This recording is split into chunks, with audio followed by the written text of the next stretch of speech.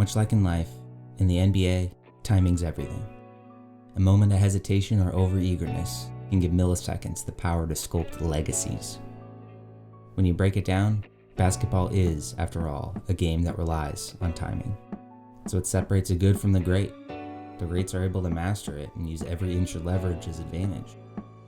But if you're a fellow hoops junkie, you often wondered about the other guys, the ones who weren't as great because they could never get the timing right.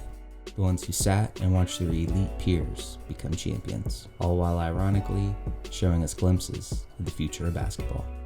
This series argues that at least 4 players from the history of the league could thrive in today's NBA. These are those players, their stories, and what could have been.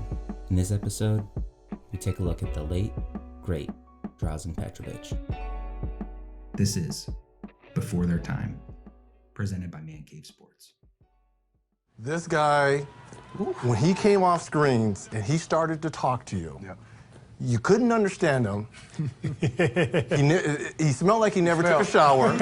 Maybe it was something complimentary. No, and he said something bad. No. You talk about wanting to strangle someone? Yeah. Dražen Petrović was my nemesis. I could not stand this guy, but to this day, I respect him because I think he is the best shooter I've ever seen in my life. Better than Ray Allen. The best shooter I've ever seen in my life.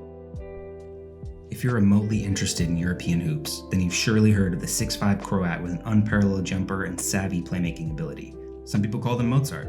Some people called him the greatest shooter they'd ever seen. It didn't matter what you called him.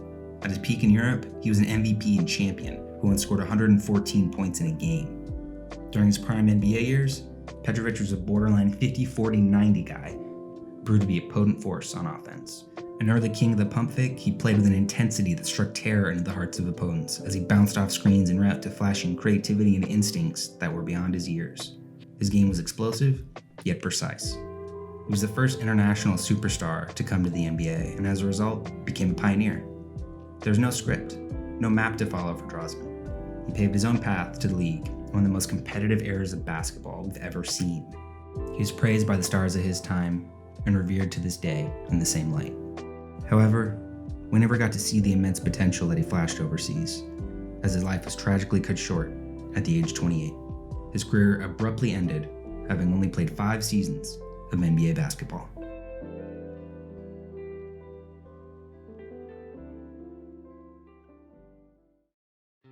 Petro was born in a tumultuous time in Eastern European history. After World War II, Yugoslavia was formed from the remains of Croatia, Slovenia, Serbia, and Bosnia. We're not going to get into the whole story, but things escalated quickly and things got very dangerous between ethnic and religious groups of the area. Thrown into the fire of civil turmoil, a young Petrović found solace in basketball. He would spend hours training in the gym, and by 15 had become the star of his local club. It was clear the kid had talent, but how far could that take him? Well, by the end of the decade, Dražen became a FIBA All-Star, 2-time Olympic medalist, 4-time EuroLeague MVP, and took home 2 back-to-back EuroLeague titles. Petrović was the MJ to European basketball, and it's not even close. His hoops pedigree was second to none, and by the midway point of the decade, NBA scouts began embarking on a Petrović pilgrimage, traveling overseas to witness the first coming of white chocolate Jesus with their very own eyes.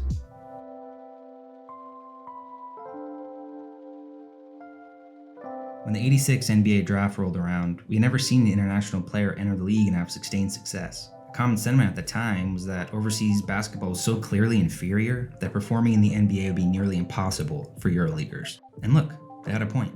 There was a sizable learning curve in play and strategy, but also culture. This scared NBA GMs into taking safer, college-level Americans, and who could blame them? The league was built on the backs of US-born athletes, and there was no reason to look anywhere else. But in the mid-'80s, Petro became the exception. He's simply too tantalizing to ignore, too talented to pass up, and his resume too spectacular to write off. The Portland Trail Blazers could no longer resist the urge, and selected him in the 3rd round. Coming off a championship appearance of Real Madrid, Petro made his NBA debut during the 89-90 season. His rookie year got off to a rough start when Rick Adelman and his staff asked Dražen to catch and shoot rather than handle the ball. He was used to dominating possessions, aggressively setting up teammates, and creating space for open shots. Asking for him to just catch and shoot was like having a Lamborghini and keeping it in the garage. It just looked wrong, and his tenure in Portland would conclude in a monumental waste of talent. Blazers management would flip Petro to the Nets during the '91 season, When Petro entered the picture, Jersey hadn't made the playoffs in several seasons, but had a promising youngster Derek Coleman and would later be joined by Kenny Anderson to form a mini Big Three long before that term was normalized. It was with the Nets that Petro began to seize his potential and led the squad to a 14-win improvement on the previous year. He played in 70 games and averaged 22 on 51% shooting, pacing the Nets in field goal percentage, free throws, and finishing third in value over replacement player. His obsession and drive for greatness appeared to be paying off at the NBA level, and the league took notice. Dražen was the guy on a playoff team. Even after a first-round exit at the hand of the Cleveland Cavaliers, the future seemed bright in New Jersey. Petro was in his element, and his skill set was being properly used. It was finally his time to shine in the NBA. Tragically, Petrović passed away at the age of 28 in a car crash. Shocking and catastrophic. He was the first example of foreign talent transcending their culture, and his brief NBA success served precursor to international legends like Giannis, Dirk, and Luka. In 2002, he was elected into the Basketball Hall of Fame, and will forever be remembered as one of the best international players of all time.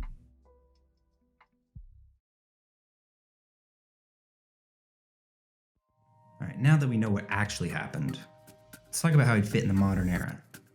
Dražen Petrović would be a superstar in today's league.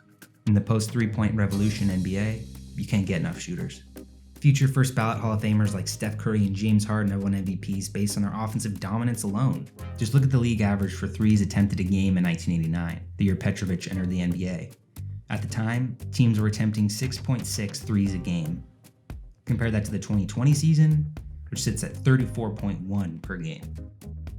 In his final season, he attempted a career-high 16 field goals per game and still put up the best shooting percentages of his NBA career.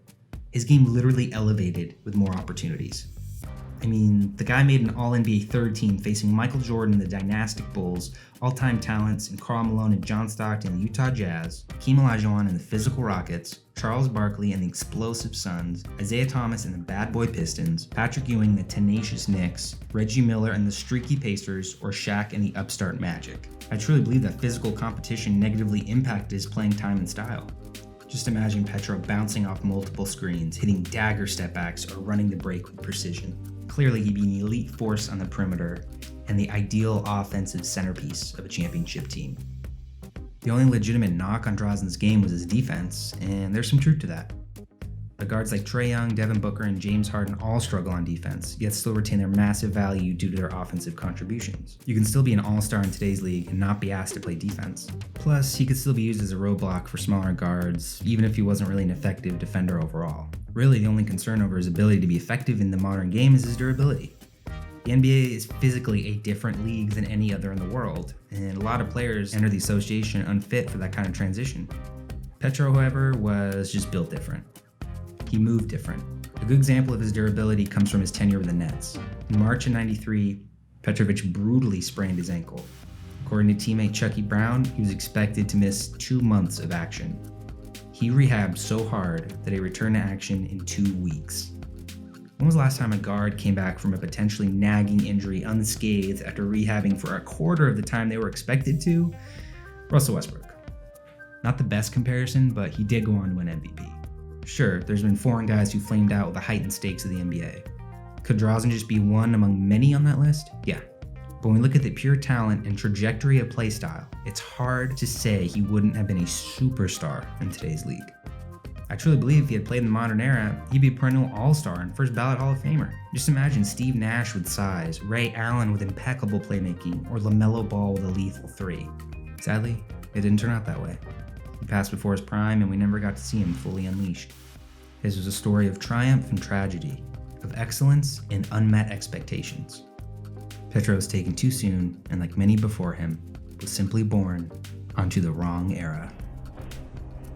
Thanks for watching. If you enjoyed this video, be sure to check out our Patreon. The link's in the description, and Tier 4 contributors are allowed into our Dynasty League, so hit that up if that sounds like your kind of thing. And if you want to see more Man Cave videos, check out our channel.